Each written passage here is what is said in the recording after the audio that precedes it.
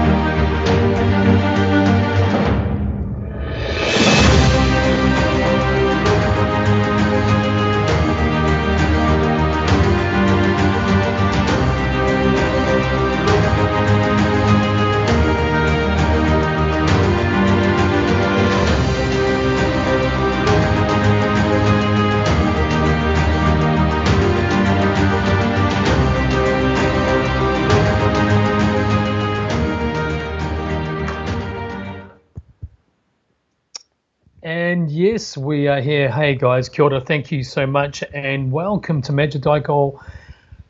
Last day events news. I tell you, got into town, rushed in, and here we are, made it, and I am just shattered. But it is great to be with you tonight. Welcome everybody, welcome to you. All right guys, we've got a very special show for you tonight, and as ever, you know, I've got to thank our sponsors and all of you for making it all possible, to make it possible that we have a broadcasting platform and that I have a platform for which to broadcast from to you. And the whole thing about when I consider the work I've done for the last 3 years, leading up to the point where I'm facing sentencing tomorrow with Vinny, is that it always was going to lead to this. It always was. It was always going to lead to this, and I guess it was a conclusion, inevitable that this was going to happen in some way. And the thing is this, you know, tyranny is something that needs to be stood up against. It needs to be called out, and the Bible says to call sin by its name, and that's what we did. But more than that, and well, just as important, is that when you see people hurt and you see people harmed, you must speak up about it. You must do your best as a caring citizen of New Zealand to speak up against it, to stand up against it, and to try and help the community in which you are a part of. That's what it's always been about for me. It's never been about anything else. I was quite comfortable with my life before this whole COVID-19 and realization that we're being herded into a global plan of tyranny, hardship, and virtual enslavement. I mean, look what we've gone through in the last 3 years, the lockdowns. Then it was the vaccine passports. Then it was the vaccine itself, the segregation of families, friends, business and work colleagues. Incredible. And whilst we're hearing about all the terrible things in China in the way that the Chinese government treated its citizens, here in New Zealand it became equally as bad and very easily demonstrable in the way that our Prime Minister gleefully chuckled to herself when asked to clarify whether there were going to be two classes of people in New Zealand, one with rights if you're vaccinated and one section of New Zealand without rights if you weren't vaccinated. And it was at that time when she said that, and with such a look of glee in her eye, that I knew that we were in serious trouble here in New Zealand. And then, of course, that whole pathway that I went on, entering politics to fight the fight against what I was seeing, and just speaking the truth, because it never was just about COVID. It was about Agenda 21, Agenda 2030. It was about the climate change. It was about communism. It was about globalism. It was about this whole loss of New Zealand's way of life, the Kiwiana way of life that I could see at risk. And here we are today, living the dystopian nightmare of the reality. It's here. It's everything that we warned about in 2020. Regardless of all that, we are here. We are where we are today. And I'm going to be talking about all of this with my dear friend, Vinny Eastwood, who is being sentenced with me tomorrow for speaking up against the harm that we were seeing, that I was seeing in particular, because I used to drive Vinny nuts with information that I had to download on somebody, and he was it. So I was downloading all the pain and the suffering that I was seeing onto his shoulders, because he was my really closest mate. And that of course created anxiety for him, because he saw the other side of the coin of all the people suffering because they're losing their jobs, they're disaffected, they're hurt, they're harmed, and frightened and angry. And he saw that. He was standing alongside of me all the way, and that led to him standing with me on the 18th of August 2021 when we were both arrested. Anyway, before we do get in the show, just some housekeeping as usual. Just a reminder, guys, this is happening. My amazing co-director, videographer, is into the editing of this right now as I'm sitting here speaking to you. She is busy doing the work, and it's amazing. It's going to be amazing. Now, I've got a bit of a soundbite I'm going to share with you at some point tonight with Vinny, with me, an excerpt from my interview with Mike Yeadon. I just want to share some of his comments with you to give you confidence that what we are going to deliver, what we are packaging right now, is going to be exactly what we've needed to have done. And I'll be talking a bit about that later. Also, don't forget, we've got your T-shirts. Please get your orders in. We've got a few left, and we want to get them out there, guys. We need to get the message out there. So email me at billy@ibc.net.nz. And also, again, this is my job.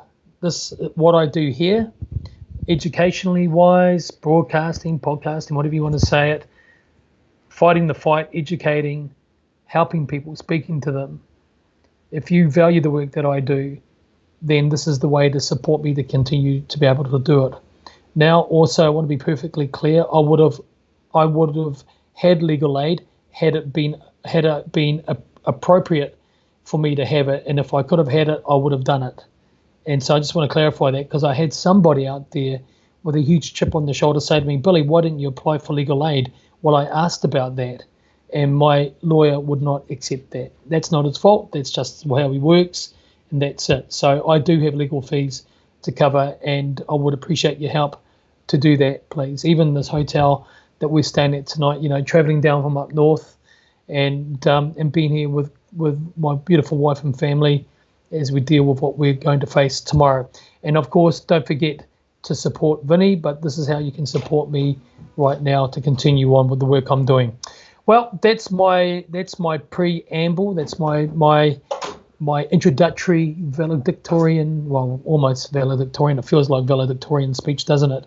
But the intro to tonight's show, and I would like to welcome to Magic Daiko Last Day Events my good friend Vincent Eastwood. Kia ora, Vinny. Welcome. It's nice to have you on the show. It's been a while. G'day, brother. It's good to see you again in the screen.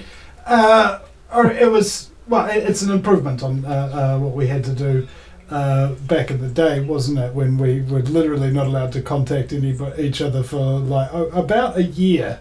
I think, we were such hardened criminals that we were going to conspire in secret that we were not allowed to communicate for over a year. Oh my goodness, that sucked.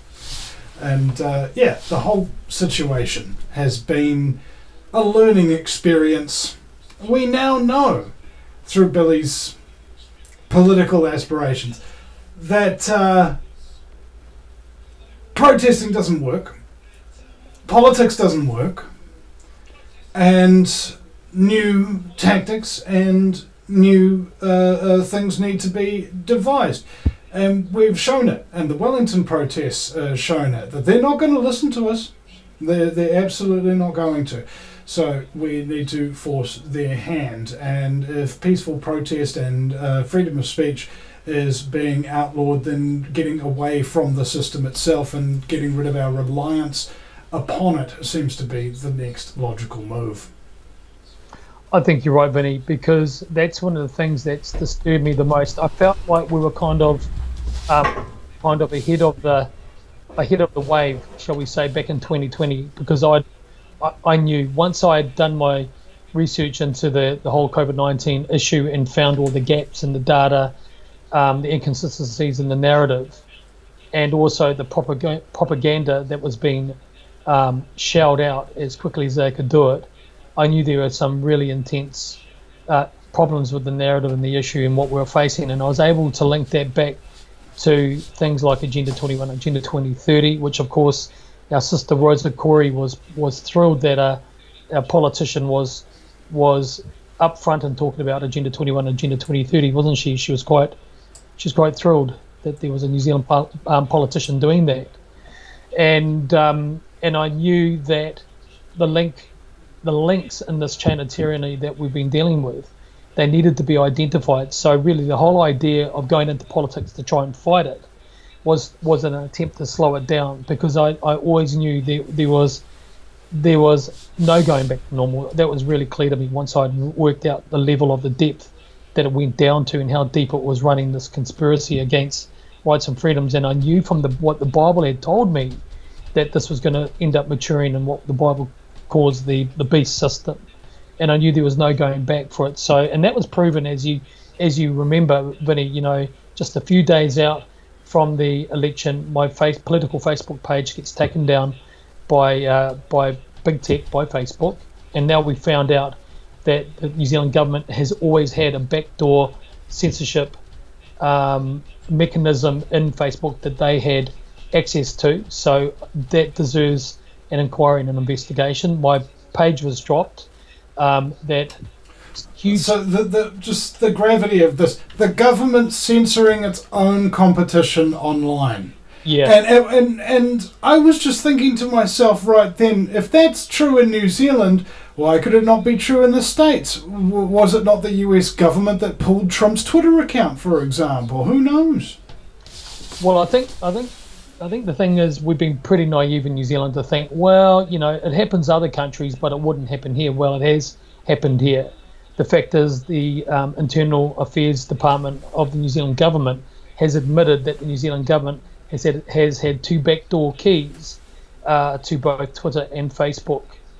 And then, somehow, despite the fact I had 78,000 people on my personal database, not mentioning all the tens of thousands, over 100,000 people on the NZPP database that was taken off us after the election and used to form Voices for Freedom. I had 78,000 people in my database, and then it turned out that we had just under 30,000 at the final count of votes in New Zealand, and it's unbelievable. We had several thousand votes from overseas that were cast in favour of Advanced New Zealand, NZPP, and then they're trying to tell us that 25,500 only was in New Zealand. Well, I think everybody needs to do their own calculations. And I'm way beyond it. It doesn't matter anymore, because what we've gained out of this, Vinny, as you pointed out, is that there is no political solution within the system. And the thing that constantly irritates me, and I'll admit that out loud now, is that no one in the freedom movement that's trying to politicise themselves into Parliament is saying this. Nobody is saying that there's a problem inherent in this corrupt system that we're being confronted with, and that really, really, really disturbs me. That really disturbs me that none of them have turned up and said, right, okay, fair enough, let's get us into Parliament, let's work out how we get out of the system, because this was my catchphrase in 2020. Help me get into Parliament. We will see how we can get out of the system, but I will be your watchdog and your voice while we're in there until we can get out of the system. The problem is, Vinny, none of them are saying it, mate. None of them, not one. Yeah. So let's review. If you've got somebody who's organising a protest, they're wasting their time. If you've got somebody who's engaging in politics, they're wasting their time. And if they're trying to get you to pay attention to what they're doing and participate in it, they're wasting your time. And that's on you. And so you're like, oh, well, what are we supposed to be doing then, Vinny? Well, do you have contact with any local farmers or your street or an organisation of individuals where you've got food that's going to be delivered in a crisis and things of that nature. No, get on it. Have you got everybody organised so that you know people with specific medical skills, so that if somebody falls and breaks their leg or something, you don't have to go to a government hospital? No, get on it. Have you got your ability to communicate with each other, like a ham radio or walkie-talkies for the street, just in case a big mob of people come knocking? No, you don't have code words in place. No, you don't have food stored. These are the things you need to be doing right now. And each one of these things that you do, each person that you include in your circle to actually provide real things in your survival in a bad situation, allows you to get away from the system, and that hurts the system and it benefits you. Every single time we go protesting, it doesn't hurt the system and it doesn't benefit us. Every time we go out the politics, it doesn't hurt the system and it doesn't benefit us. Okay? Very, very clear on that. Yeah, and I think that's the bottom line.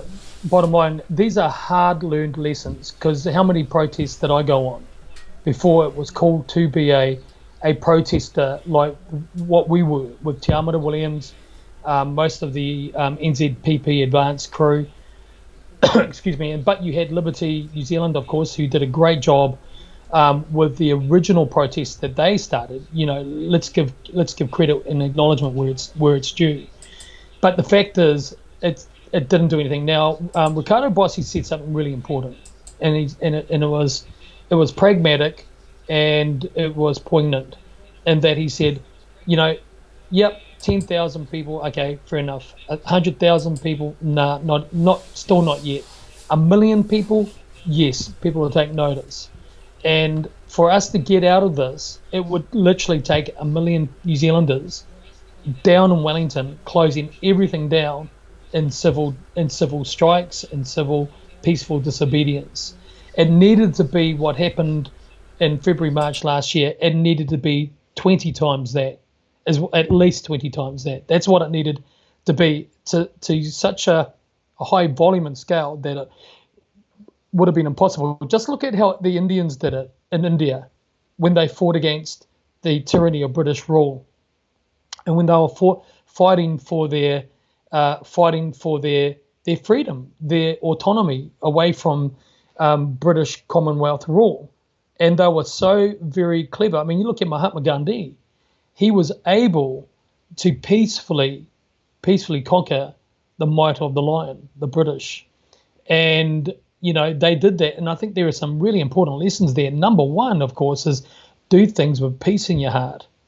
Do things with peace in your spirit. Because one thing that we saw with the Posey Parker thing on Saturday, we saw what it looks like when you have disaffected, unwell people trying to force their way of thinking on the rest of the opposition, shall we say. That's never going to work.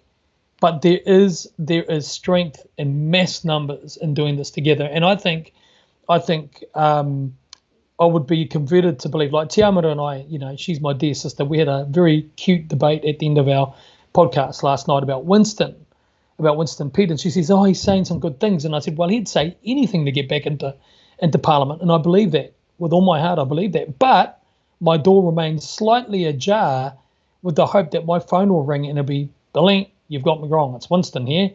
Kia ora, let's have a meeting. He's got my number. He can get it through Shane Jones instantly and ring me. And then if he sat me down and said, Billy, this system's got to go. It's corrupt. What do we need to do? How do we do this? If he did something like that and he says, I know I look like a Johnny-come-lately. I know that I look unbelievable, but I want to assure you that I believe in rights and freedoms, and this is why. Then I'd give him a shot. But you know what? None of these people are tuning up with anything different, and that should be a clue to everybody that the system has bred people that become addicted to its breast. I saw it with Jamie Lee, and I've seen it with other parliamentarians who get voted out, and they're like stupefied. They're standing there going, holy heck, I want to get back in there. What do I need to do? And they'll pick up on any life raft that looks like it's going to carry them back into Parliament.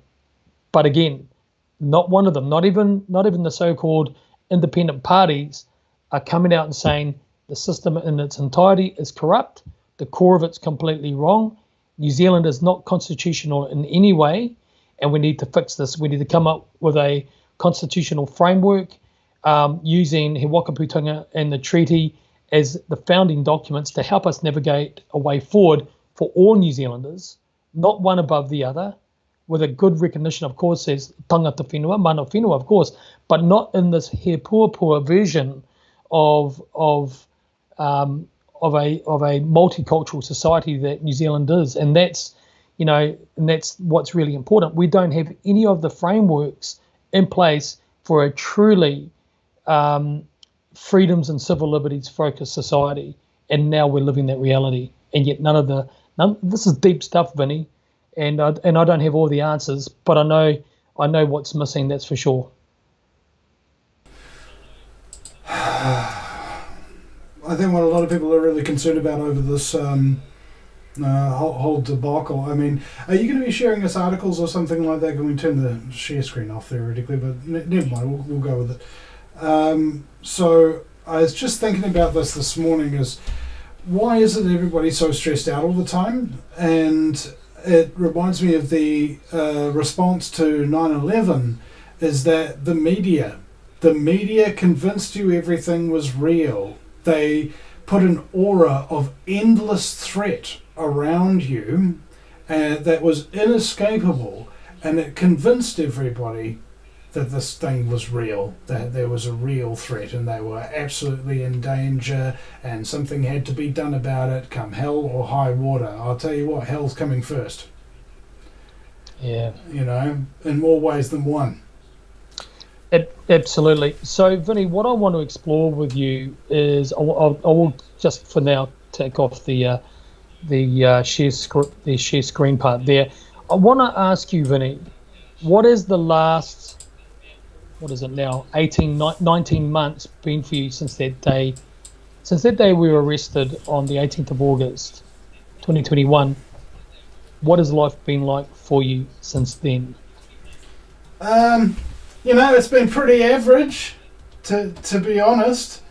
Life was one way and now it's another, I used to be a talk radio show host. I used to be a YouTuber. I used to have, a good name, and I used to have enough money to get by relatively easily on a daily basis. I used to be able to go to protests, and I used to not kind of like be on the edge of panic attacks on kind of like a daily basis if something's like really relentless or something like that. My body goes into kind of shutdown, and it seems that the level of relentlessness that's required to cause that is somewhat less of late, right? Like it's fractured me. It's made me fragile and kind of like a bit scared, frankly, and concerned for my future and the future of everybody else. And this sort of conviction that we might be well facing has caused a lot of stress in my household, and not least to me, but it's also freaking the heck out of my partner, and because she's stressed, the baby boy Alfie can pick up on that stress, so it's probably the worst kind of like time in my life. I think if I had to just summarize it briefly. Well, we weren't allowed to talk for a solid 12 months, and and it was terrible for me because I was watching your shows from afar, hearing what you had to say and not being able to comment, not being able to make contact with you. And, to our credit, we never ever once violated the conditions of the bail. Certainly, I know what all of mine were, and I never violated them at all, not once. And to not have that contact and then come back together and try and catch up with you of the previous 12 months, I saw a different Vinny, and I've talked about that with my darling, and and other people who know you, and you are different. I feel different to what I was on that day. Up until that day, I believed in the New Zealand Police as an organisation that I could work with, like I'd done for every other protest. As court records will state, I made contact with the ops manager of the day, who said to me, "Well, Billy, there's always the risk you could get arrested, but we will take a graduated approach, and if you work with us, we'll be fine, and we'll give you warning, and when it's gotten too big, too far, and we will make sure that we avoid that." Yep, no problem, all good, great. And then literally 5 minutes before the end of the event, some guy turns up while I was speaking, tries to hand me a letter which I didn't accept, and said, "Look, I've got to go. We're finishing." And then they arrested me. Auntie Georgie was about to speak, and it was right at the end. We were going to have karakia to finish, and that would have been it. Everybody would have gone home. Nothing. That was a peaceful protest. It was beautiful. Less than 100 people outdoors. It was good. And then we got arrested, and I knew as soon as we drove away that they were not taking us to the College Hill processing police hub. They weren't taking us there. I knew that they were taking us to Mount Eden because I'd done that trip myself, transferring prisoners, and I knew that they were taking us there. And I just thought, this is going to be something different. Something else is happening here, and I just knew that it wasn't going to be over as quickly as I thought it would, because I thought, okay, they were going to basically they'll process us, they'll fingerprint us, and then they'll basically let us out, and then we may be summoned, so on and so forth. But it wasn't that. It was so much bigger than that. For me, Vinny, the last 19 months represents a psychological operation on us and every other freedom fighter in New Zealand who was watching us. I think that's what's happened with Calvin and Hannah as well in their arrest. I mean, the fact is they had to re-engineer on a retrospective basis the law to try and arrest those two, which they did. And so I don't see, I know, and I do pray that falls over clearly. It should do, but we'll see. But back to us, we were the first political prisoners of this current government. We were, and that's exactly what it felt like. We had a message that they didn't agree with. They had a message that was challenging them right at the core of their plans, and they had to silence us.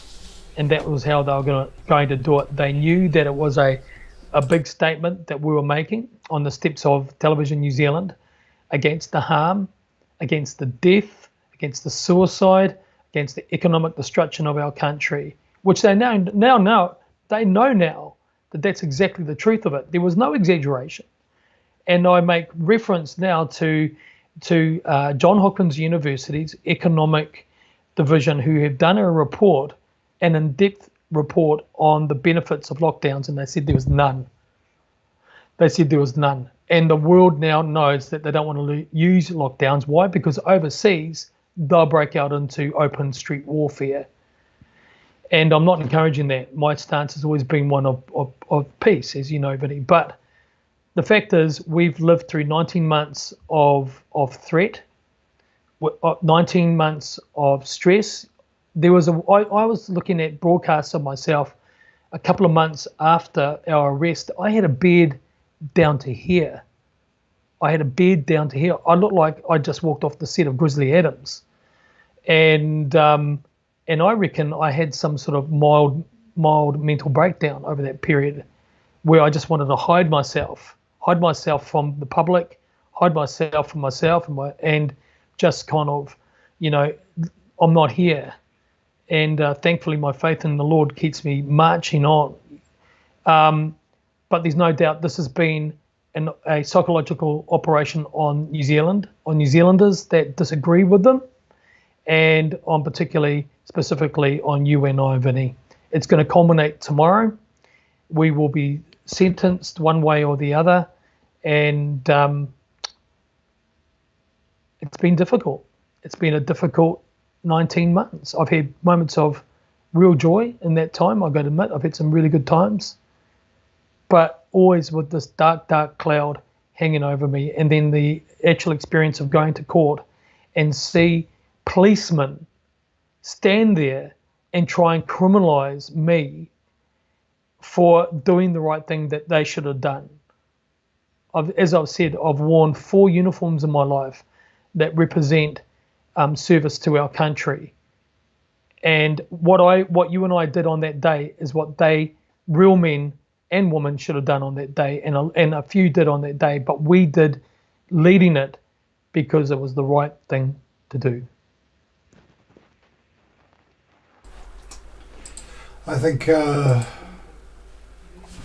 there's another scene from Sparta. It's funny. Like I made fun of and called the Spartan and stuff like that for my throwaway line after Chris's speech. He's like, "Never give up, never surrender," and then I quote 300. Or was it? No retreat, no surrender. That is Spartan law, and by Spartan law we will stand and fight. But there's another quote that comes to mind now, is when the king is talking to one of the soldiers about negotiating with the king of the enemy, and the soldier's concerned that they might assassinate him. And he says, well, if they do, all of Sparta goes to war. Pray they're that stupid. Pray we're that lucky.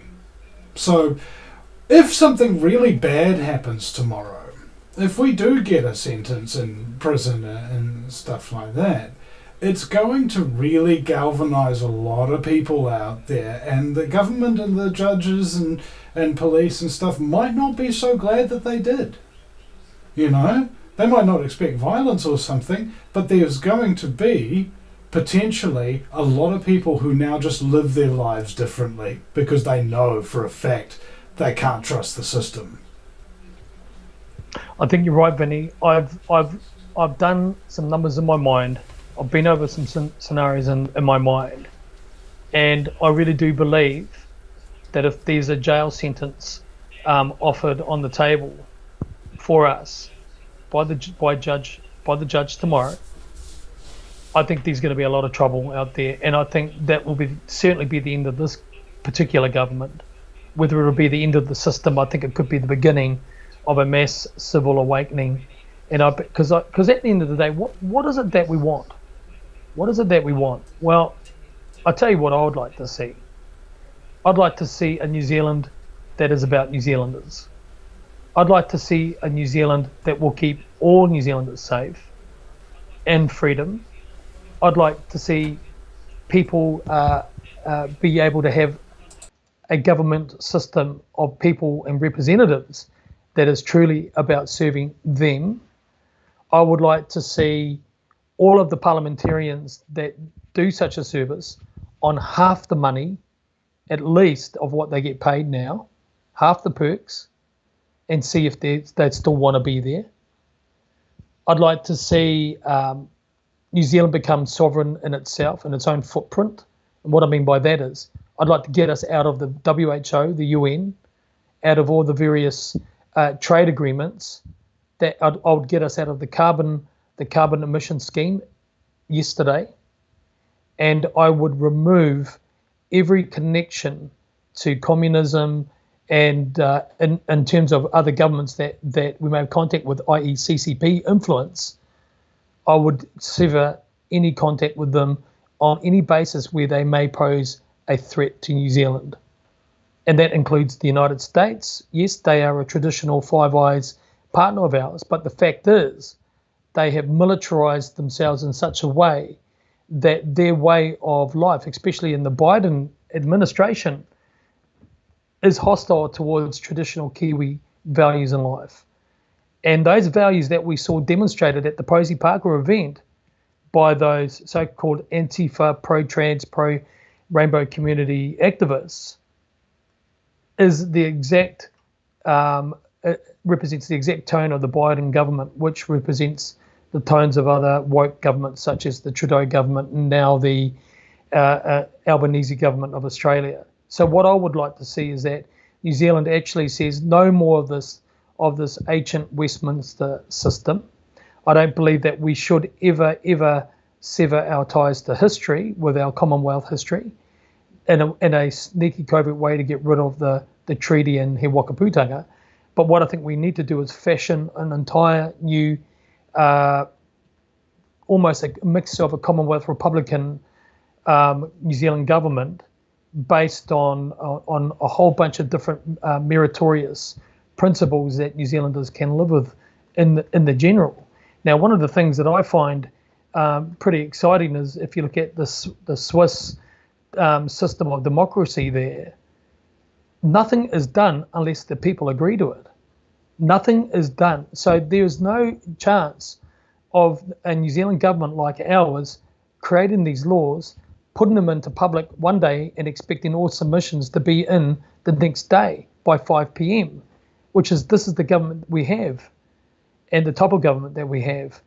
So if we could look at that, then I think we've got a starting point. Clean up our country, stop the geoengineering that's happening over our country, stop the 1080, and look at what resources that we do have that we can safely harvest the energy and the value out of as a nation. Because the way that this is going on now with the current government system represents the end to any logic, starting right at the foundational parts of how do you build a home for you and your family. So the Resource Management Act is just a covert way for the government to globalise us and centralise, and it's got to stop. I also think that what's relevant with this Posey Parker thing is my lawyer Nathan Batts from MH Legal sent in a recommendation, for us on the sentencing. What kind of sentence should we receive? And part of this I thought was particularly relevant to the Posey Parker case. For example, I'll just read this off here if you just bear with me. Pursuant to Section 3 of the Summary Offences Act 1981, this offence is committed where a person in or within view of any public place behaves or incites or encourages any person to behave in a riotous, offensive, threatening, insulting, or disorderly manner that is likely, in the circumstances, to cause violence against persons or property to start or continue. The maximum penalty is a $2,000 fine or 3 months imprisonment. Under Section 5A of the Summary Offences Act 1981, it is also an offence to assemble in an assembly of 3 or more persons who in any public place assemble in such a manner or so conduct themselves when assembled as to cause a person in the immediate vicinity of the assembly to fear on reasonable grounds that the person so assembled will use violence against persons or property or will commit the offence of disorderly behaviour. The same maximum penalty as for behaviour applies. That is the law in New Zealand, ladies and gentlemen. What were the police doing at that Posey Parker protest while this law was being broken to an extent that I don't think anybody's actually ever seen before in this country, to my knowledge? Well, I think what we had is, we've got some precedents that are already in place, Vinny.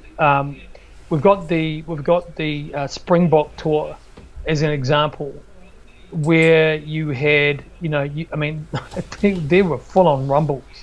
You would have. I don't think you were born then. But we're talking full-on scraps between lines of protesters versus the police back in the old day when they still had the old 6-inch hickory batons and the truncheons, and you didn't want to get a hit over the head with one of those, man, I tell you. But anyway, there were big brawls, massive fights, and there were lots of arrests. And there were 2 people that got really that got arrested and sentenced to prison. One of them was John Minto. John Minto was a career protester for many years, but now he works for a government agency, and he actually wrote an article against me for protesting. This is coming from a guy that is a career protester. And so John Minto has sold out, or he's just a lefty, and they just don't know how to think straight. But anyway, the point is this: he was sentenced to do prison time, and basically it got taken to a higher court. They appealed the decision, and sure enough, the upper court said no, that was prison, no, and he got something else. They said prison was way too harsh for him, and they said no, and this other guy, and so the decision was repealed and overturned, the one that would have sent them in prison. And I think there's plenty of examples of people getting into a pickle with the law like we've done, that find themselves in similar positions. I think what we saw on Saturday, as with the Black Lives Matter protest that had happened a few months earlier before us during level lockdown 2, when 10,000 people marched onto Parliament. Not one of them was social distancing or wore a mask. You got to give them kudos for that. And then 10,000 people on the streets of Auckland, Black Lives Matter, during the level 2 lockdown, arm in arm, no social distancing, and certainly no masks among them. Not one arrest, Vinny. Not one arrest for Black Lives Matter. And then we see what happened on Saturday. Not one arrest. And the woman that they do have an interest in, she's fled to Australia. And it was revealed today in some of the released documents that the police are saying, oh, look, it's no big deal. Just come back and we'll just, look, don't make it so that we need to create an arrest warrant for you. Look, we don't need to make a big deal of this. Just come on in and we'll sort it out. Really? Hold on. Did I see you pour a cup of soup on a policeman or on anybody? Did any one of our supporters on that protest, were they seen doing anything like that? Were we seen terrifying and intimidating people? Did we assault any elderly woman? No, we didn't. Yeah, I was just trying to think. Did I think about assaulting any elderly women that day? No, I didn't even think about it. You know? Yeah, it was tomato sauce, Lady Sister Georgie. And by the way, you have got your shirt should be with you either tomorrow or today actually.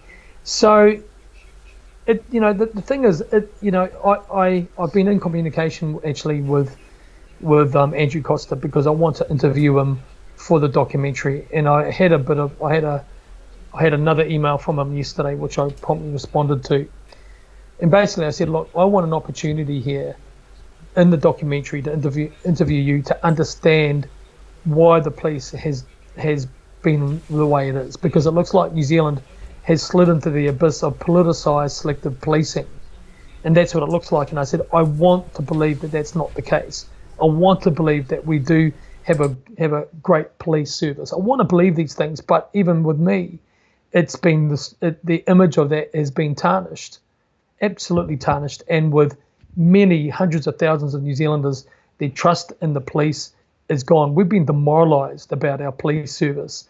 We really have. What's done it? Is it just been about you and I and COVID? No, it's the fact that they're spending police resources, time and money on trying to convict you and I, when these rapists walking around, gang members walking around that want to hurt and harm people and extort, where these pedophiles walking around, where these dishonest people that are ripping off people, where these kids that are lost on the streets, committing these heinous crimes and ram raids and that.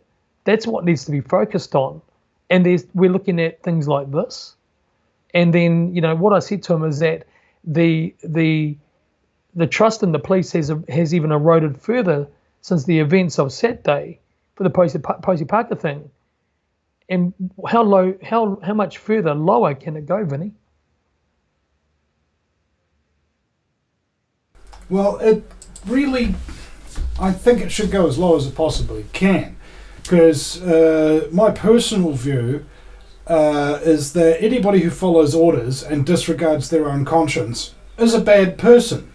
This includes, at this point, pretty much every single government employee, and certainly every police officer. All right, and I'm not saying that these people are bad people or whatever, and that's their character and that's what they are. It's just, if they're doing that job and they're following orders without exercising their conscience and they're hurting people as a result, that makes you a bad person. I'm sorry, those are the rules of morality. And if you want to argue with me, you're wrong, and I will show you that you're wrong. The thing is, they could at any point quit their job, lay complaints against other police officers, and do all sorts of things. People are like, oh, there's good cops and whatever. And I'm just thinking, okay, have you saw the footage of the Wellington protest? Did you see the girl being pulled out by her dreadlocks, naked, and then set upon by police officers? And none of them tried to stop them, you know? That's how you know there aren't any good cops, because they are in a cult and they have one rule and they follow it, and it is not the rule of their conscience, period. And likewise, I don't support the idea of government specifically, because it is the Latin for mind control, governe and mente, to control the mind. And quite frankly, I'm not a supporter of mind control. I'm a supporter of people having control of their own minds, but not of faceless organizations full of bureaucrats and people who tell you what to think. And so we face a real fundamental question in this country. Have we all been living and thinking wrong this whole time, our entire life? And the answer is most definitely yes. We've been thinking about it all wrong, ladies and gentlemen. These things that we're taught to respect by Hollywood, these cops jumping across rooftops and things of that nature. No. You want the movies about the cops who are raping girls in police bars, okay? You see all these things about the military coming in and saving innocent women and children or something. No. You want to have the movies about the military bases where they have pedophile rape cults operating, where children come out with 47 different venereal diseases. Okay? These are the facts that you should be looking at. This is the harsher reality that is much, much in your face, but so beneath the radar. Isn't that interesting? It's right there in front of you, but you cannot see it because people haven't enlightened you to the fact that government is slavery and the police are an order-following cult, and you should not have faith in either of these institutions or any of these people who blindly obey the orders of their so-called superiors.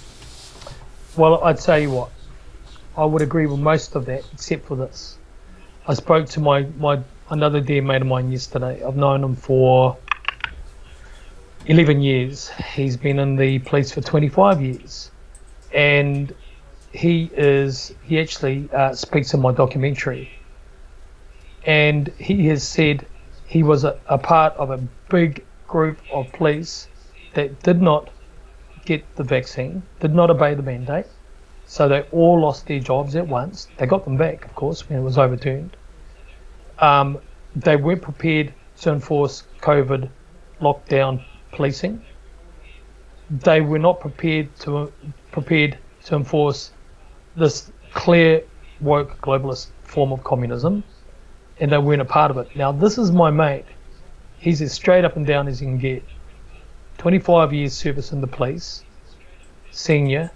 And he's like, this is rubbish, because I was talking to him about the sentencing tomorrow, and he just says, look, he just cannot believe it. He said the times that he has stood in court and watched people that have done vicious assaults get discharged without conviction. Drink driving, recidivist drink drivers get off with sometimes even without conviction and maybe with a discharge. And he said he cannot believe that it's like this. Now, in the first court appearance that we had, going back, I think, when was it? September last year?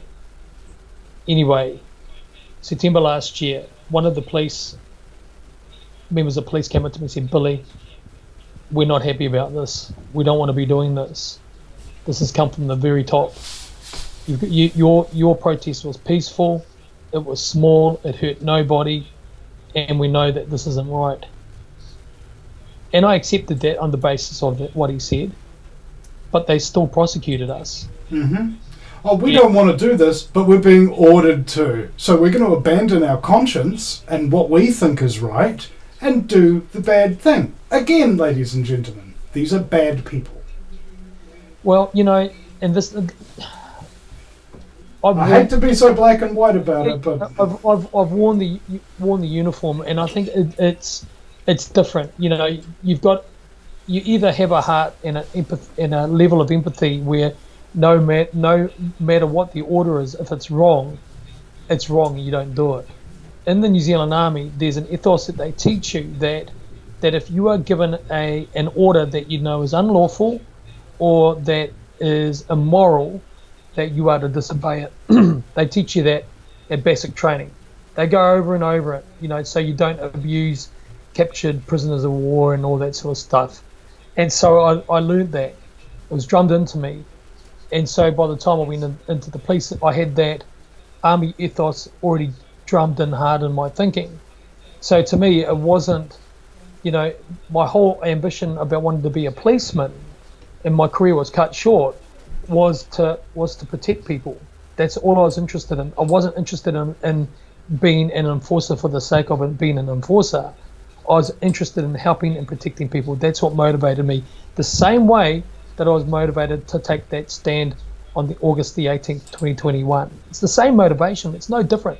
Fact is, I could have been standing there in a blue or a green uniform that day, and it would have seemed right, either a policeman or an army uniform, and it would have seemed right that I stood there telling the government that what they're doing is killing people, and to the point of fact, that little girl that hung herself, the blinking afternoon that we were arrested, a little girl in my community, and I talk about it all the time because it breaks my heart. She's an inspiration to me for this fight, because that little girl killed herself because she had lockdown anxiety. And if that doesn't motivate people to fight for the right, then nothing will. Nothing will. And so, tomorrow is going to be very interesting. Do I know or have a feeling for what the judge is going to do? Not in your life. I don't have any thought of it. He doesn't have a very good track record with us. He gave us bail. Yes, he gave us bail, which I was very grateful at the time. He gave us bail when he was under huge pressure not to. You remember that, Vinny? That police prosecutor was really laying it on him not to allow us to have bail, and he said, no, I'm not disposed to do that to Mr. Tekika and Mr. Eastwood. And so we got our bail, but with very, very restrictive bail conditions. I actually haven't seen bail conditions. Like, I've been interviewing activists for 15 years, been through all sorts of things. I've never seen bail conditions like that before. The closest I ever saw was, I think, Russell Malcolm in 2010, 2012-ish. He was banned from contacting any New Zealand politician. Yeah. During an election year. Yeah, exactly. So, we'll see what happens tomorrow, Vinny. But I do think that if I think there could be real trouble if they go too far with us. And again, I don't want to see any violence or anything like that. I'm completely against that, of course. I don't want to see anyone harmed or hurt. Yeah, that's right. We want defensive force out there, people. I'm joking. I'm just joking. No, you're joking, but you know that I'm very serious about that. For me, it's the whole thing. I'm a Christian, number one, and the moment that we use violence to force the issue, we've lost the fight. And so, but I do believe there will be there'll be international spotlight on us. I've got people poised right now to go global with our story. We've got Dr. Rima Lobo just on standby with her network. We've got loads of people, just heaps of them, that I've been working on for the last few days quietly, just lining up to support us in case, so that If there's a press release that gets sent out about it, it goes out very, very quickly. But again, how much more will Middle New Zealand allow to have happen? And really, we are the guinea pigs on behalf of New Zealand, Vinny. There's no doubt about it. I mean, we were the first arrested for protest in this manner, and and this is a whole new experience for me. I've always been a law-abiding citizen, apart from smoking weed when I was a young musician, of course. But golly jeepers, holy smoke, literally, like I said to someone, I didn't join the police to bust pot smokers. Otherwise, I would have to bust all my own whānau and retrospectively bust myself. So I just want to be upfront about that. I do not endorse it now. I mean, handcuffing yourself is pretty easy, I guess. But no, I've never done that before or tried to do that, Vinny. So, but anyway, the point is, I think New Zealand should watch us. I know we've got a few international eyes on us that are going to be watching this. We've got Gareth Ike, we've got Leilani Dowding, we've got all sorts of folk that will go to the world media. I just found out that Leilani Dowding was on the Real Housewives of Cheshire. Did you know that? Yes. I was like, wow, I've been interviewed by this lady. She is a real neat lady, Leilani. She's really down to earth. You know what? In the interview that I did with her for the documentary, I played her the Kate Hannah clip when she's talking about white women that have pretty kids and braid their hair and do knitting and make nice food and have white nationalist points of view. And I said, what do you think of this woman, Leilani? She went off on Kate Hannah. It's really quite hilarious. It's probably one of the lighter moments of the documentary when you see this woman with this thick English accent going on about Kate Hannah being an absolute nut job. It really is. But speaking of the documentary, I do want to change something. I want to give you guys a sneak preview. I'll give you guys a little treat, and I want you guys to have a look at this. Would you be able to share screen for me? Oh, you want the share screen now? Okay. Well, if we're going to be watching something, that's the ideal then. I guess. Okay. But the thing is, will you hear it? That's the thing. I don't know if you will. Will you? Will you hear it? I heard the last thing you played. Oh, you did? Okay, very good. All right. So, folks, you're going to be in for a treat here. Here's a couple of snapshots that we did to give people a little bit of a glimpse of what the documentary may look like to you. Full screen it on your computer? Can I do that? Yeah, just use that full screen, a little square there. Okay. All right. How's that? Is that looking? Beautiful. Okay, let's have a look at this, guys.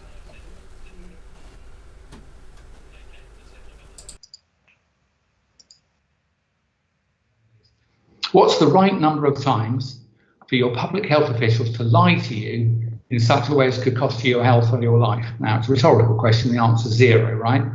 So if I can persuade you that your officials have lied to you at least once, preferably several times, you should be able to use one of those and that piece of rhetoric to get people who you care about to wake up.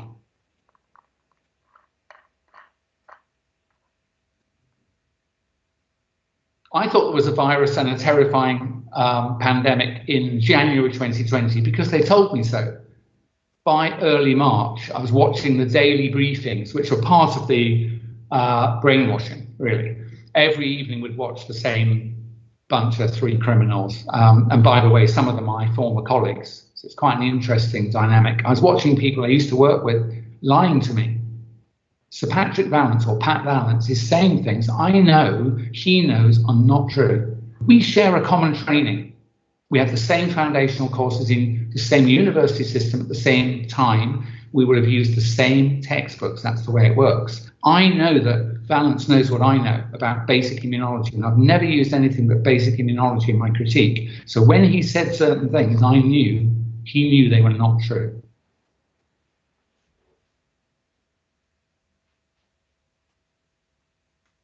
I know enough about infectious diseases. I'm not a vaccinologist, but I have a good understanding of immunology.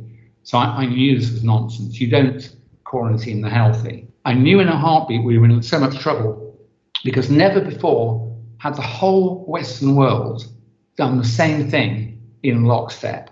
over the next few weeks, all the countries I could find information at were imposing the same nonsense but damaging measures. All right, so I won't go beyond that. I had another couple of minutes planned for us, but here we have. For those of you who don't know, we have Mike Yeadon, who was the share screen there. Yeah, sure can. Here we have Mike Yeadon, who is the former vice president of Pfizer. Now, you cannot get bigger. You cannot, these big tech, then these Pfizer. That's huge tech. And here you have Professor Mike Yeadon explaining the problems with the narrative. He was the chief scientist for Pfizer, Vinny, and he gave me 2 hours of his holiday time in the south of France, and he was just saying to me, look, this is just all horribly wrong. And so the whole construct of the documentary is going to have information that is going to absolutely carve up the bull nonsense that we've had to endure for the last for 3 years, and in such a clear-cut way, Vinny, that you'd have to be literally with your head in the sand, or just in complete psychotic denial, not to learn something from this documentary that's coming. It's going to be unbelievable. Well, you're just describing about 60% of the population there, believe me. Luckily, you don't need everybody to be on board in order to make change happen. And the thing is about idiots who believe anything they're told is that as soon as the new authority becomes correct, they'll just obey that. So, yeah, all you got to do is just get people on side one way or the other, and we can win this thing. But, will we win? I mean, I think not, but I'm going to do everything I can to make sure that eventuality that I think is going to happen frickin' doesn't happen. Ironically, in a historical context, the road that you take might be the exact road you need to take in order to create the future that you don't want, but let's hope that that's not the case here. Exactly. Now, I just want to touch on this just before we get ready to say goodnight to everybody. Police investigating the Posey Parker juice thrower, no arrest warrant yet. Now, interestingly enough, this same woman was in the newspaper being glorified yesterday by stuff.co.nz and the other various woke shill newspapers. Now, counter-protester Ali Rubakishin... Oh, could you share the screen again, please? I'm so sorry. Oh, you son of a gun, you. All right, stand by, Mr. Eastwood. We're going to hit the share screen for you, and here it is, right? So let's start that again. So you see what I'm talking about here. This is the title here. It's police investigating Posey Parker juice thrower, no arrest warrant yet. The problem is that these guys have, because they don't want to arrest this woman. No way do they want to do that. But the world is watching them, just like they're going to be watching us tomorrow. Now, you see this character here in the purple pink thing there.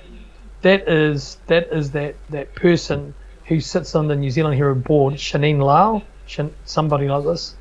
Anyway, going back down here, it says that this woman, Ali Rubashkin, said she's been told by police that it's likely they will apply for a warrant to arrest them. Notice them, because that's her pronoun, on Wednesday.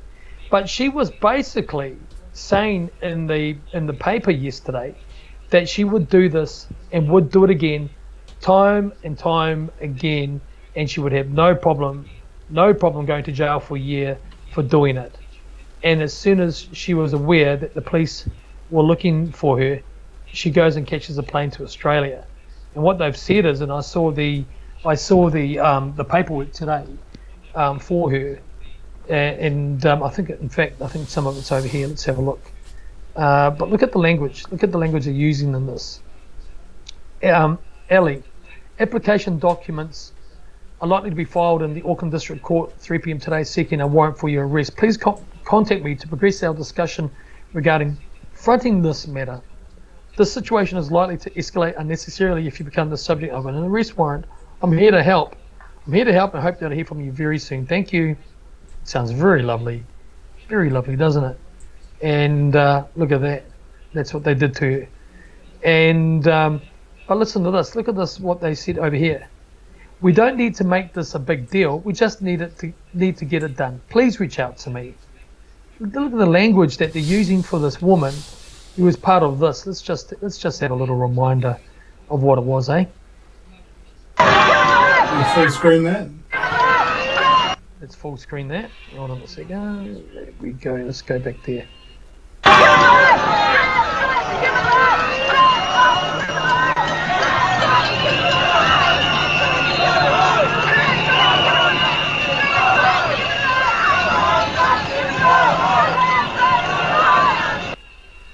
So that's what you get in New Zealand. Let's just get out of there.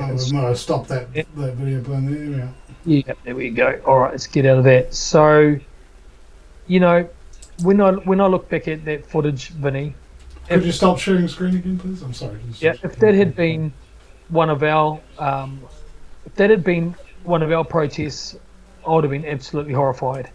If we had behaved like that. You know, the way that I'd always done the protests, as you know, and you saw me do it, I'd always pray before we went to do it, go and deliver one.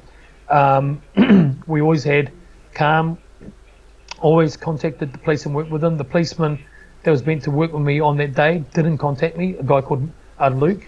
I was told he would meet me at the event to work out the operational details, which I already had worked out for him. And he didn't show up at all. And so it was a setup, but no way did we have anything like that until, of course, they were using brutal force. They strangled Antoinette James, strangled her, arrested poor Sister Debbie Bardley for no reason, and it got out of hand. But it got out of hand from them. But where the heck were they on Saturday, Vinny? Where were they? I don't know, probably smoking their confiscated weed and hotboxing the paddy wagon. Who knows? I mean, there's a lot of pissheads in the police. Let's face fact. And anyway, I'm not sure that were they drinking on the job, sleeping on the job, or were they skiving off? Were they involved in some kind of gang-affiliated drug deal that they were trying to benefit from? Who knows what the police get up to these days? We just don't know. But what we do know is that they weren't doing their job at that particular moment, and that it is a particularly politically charged issue, and we are looking at a politicized police force now. I'm not entirely sure if we won't see opposition political party and the truth-telling political party people getting arrested during this election year. Well, let's face it, we've got a government that supports Zelensky in the Ukraine. Zelensky continues to arrest political opponents. He has got at least 2 of the leaders from opposition parties in prison right now. Opponents. He closed down opposition media channels, closed them down. He's arrested the people that ran them.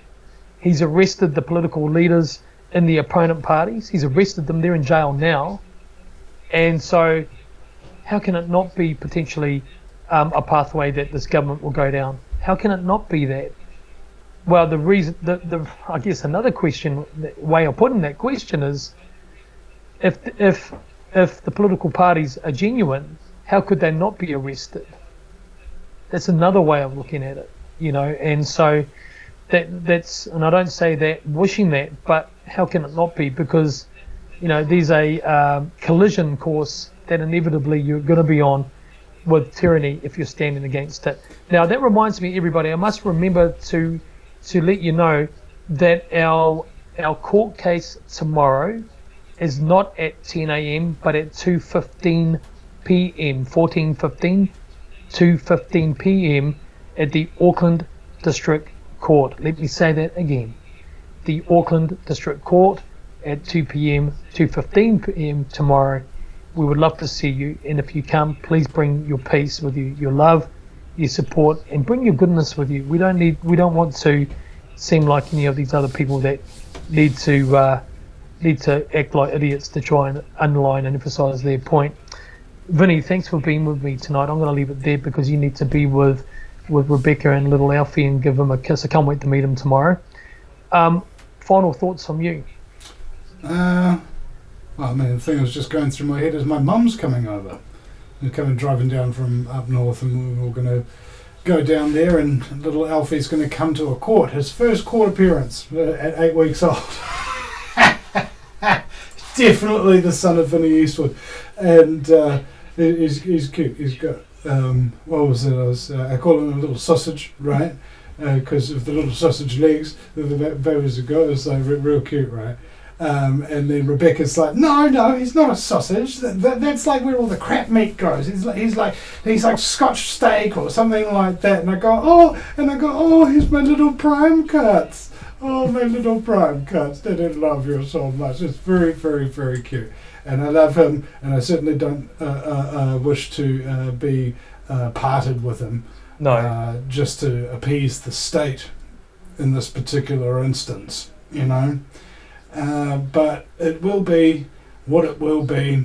The thing that came to mind today is que sera, sera. What will be, will be. All right, my brother. Thank you for joining me. I'll be ringing you in the morning anyway. So thanks, I'll speak to you soon, brother. God bless you guys. And try praying to the Lord tonight, Vinny, because I'll be praying for you in about 2 minutes when I have prayers with my fellowship whānau. Oh, yeah, I pray in times of desperation, and I already beat you to it, bro. Good man. Make it every day. Make it every day. All right, then. Well, let's face facts. Every day is pretty desperate these days, isn't it? Well, that's a good reason to be on your knees, mate. That's good. And I tell you, it helps a lot. All right, give that baby a kiss for us, and we'll see you tomorrow. Cheers, bro. See you. See you, mate.